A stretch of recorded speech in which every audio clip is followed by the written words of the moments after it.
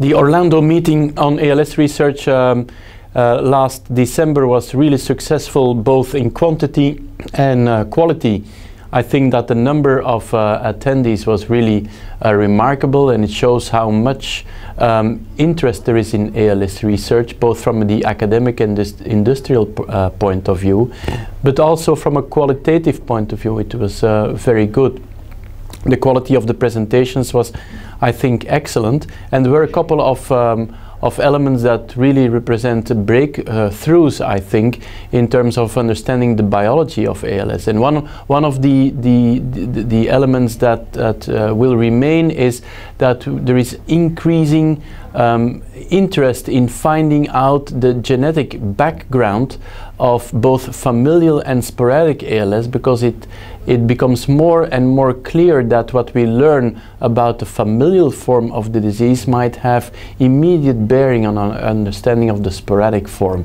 And some of the elements that were, or some of the new findings relate to genes identified in even a small number of families with ALS, but the findings there are of immediate interest to sporadic ALS, both in terms of understanding why motor neurons degenerate and maybe also in terms of identifying points of interference with it.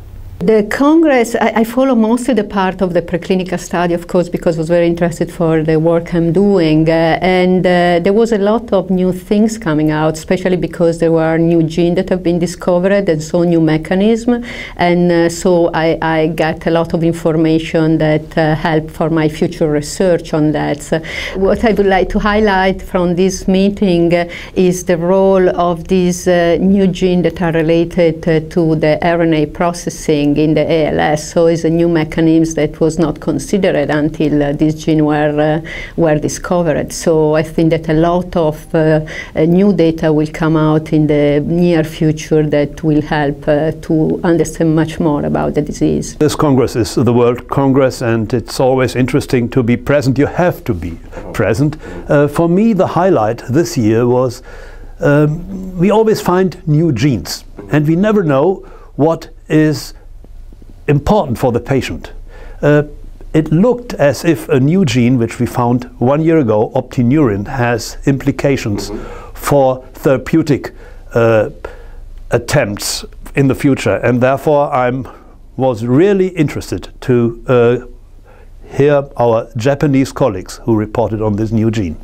The Congress in Orlando, what's nice about it is that it involves new developments and presentations of projects on basic science, but also in care, and so it attracts a lot of different people. That's nice about that meeting.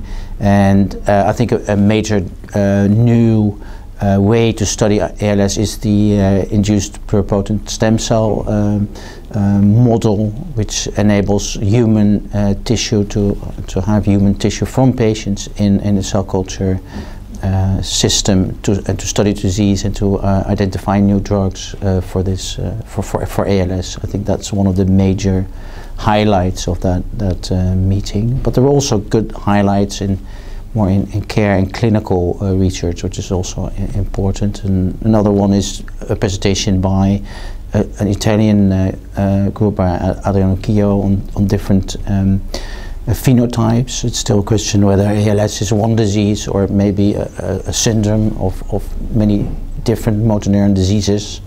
And what he did is he tried to identify within that spectrum of phenotypes, certain specific phenotypes that have a different sex ratio between females and males, and also a different age at onset. So that could also be important.